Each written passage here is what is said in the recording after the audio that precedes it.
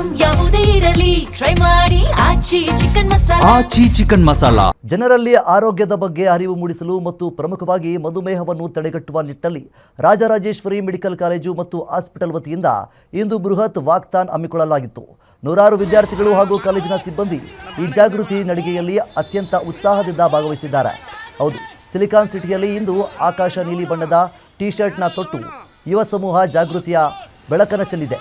Rajarajeshwari medical college ಮತ್ತು hospital ಆಡಳಿತ ಮಂಡಳಿಯ ವತಿಯಿಂದ ಸಾರ್ವಜನಿಕರಲ್ಲಿ ಮಧುಮೇಹದ ಭೀತಿ ಹಾಗೂ ಅದನ್ನು ತಡೆಗಟ್ಟುವ ಕ್ರಮಗಳ ಬಗ್ಗೆ ಅರಿವು ಮೂಡಿಸಲು ಈ ವಿಶೇಷ ವಾಕ್ಥಾನ್ ಆಯೋಜಿಸಲಾಗಿತ್ತು. ಈ ಬೃಹತ್ ಜಾಗೃತಿ ನಡಿಗೆಗೆ ಚಂದ್ರ ಲೇಔಟ್ ಸರ್ಕಲ್ನಲ್ಲಿ ಅಧಿಕೃತ ಚಾಲನೆ ನೀಡಲಾಯಿತು.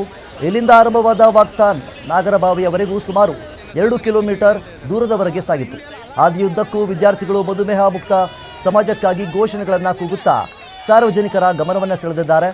ಕೇವಲ ವಿದ್ಯಾರ್ಥಿಗಳಷ್ಟೇ ಅಲ್ಲದೆ ಕಾಲೇಜಿನ ಹಿರಿಯ ಪ್ರಾಧ್ಯಾಪಕರು, ಆಡಳಿತ ಮಂಡಳಿಯ ಸದಸ್ಯರು ಹಾಗೂ ಆಸ್ಪತ್ರೆಯ ನೂರಾರು ಸಿಬ್ಬಂದಿಗಳು ಸಹ ಈ ವಾಕ್ಥಾನ್ನಲ್ಲಿ ಸಕ್ರಿಯವಾಗಿ ಪಾಲ್ಗೊಂಡು ಯುವ ಜನತೆಗೆ ಸಾಥ್ ನೀಡಿದ್ದಾರೆ.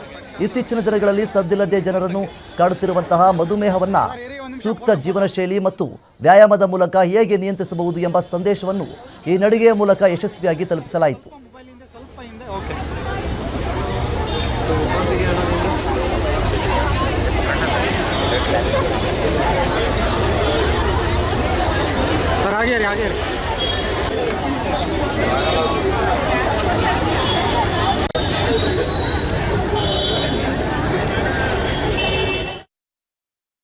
ನಮ್ಮ ರಾಜರಾಜೇಶ್ವರಿ ವೈದ್ಯಕೀಯ ವಿದ್ಯಾಲಯದಿಂದ ಇವತ್ತು ನಾವು ಜನಗಳಿಗೆ ಎಲ್ಲರಿಗೂ ಒಂದು ಸಾಮಾನ್ಯವಾಗಿ ದೇಹದ ಆರೋಗ್ಯವನ್ನು ಕಾಪಾಡಿಕೊಳ್ಳೋದಕ್ಕೆ ಮತ್ತು ಮಧುಮೇಹ ರೋಗವನ್ನು ತಡೆಗಟ್ಟೋದಕ್ಕೆ ಎಲ್ಲರೂ ವಾಕಥಾನ್ ಅನ್ನೋ ಒಂದು ಕಾರ್ಯಕ್ರಮವನ್ನು ಹಮ್ಮಿಕೊಂಡಿದ್ದೀವಿ.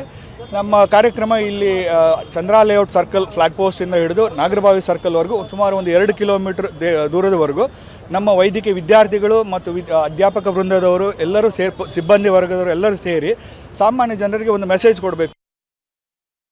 ನಮ್ಮ ಡಾಕ್ಟರ್ ಪ್ರವೀಣ್ ಹೇಳಿದಾಗೆ ಇವತ್ತಿನ ದಿನ ನಾವು ಒಂದು ನಡಿಗೆ ಕಾರ್ಯಕ್ರಮ ಅಂದರೆ ವಾಕಥಾನ್ ಕಾರ್ಯಕ್ರಮ ಹಮ್ಮಿಕೊಂಡಿದ್ದೇವೆ.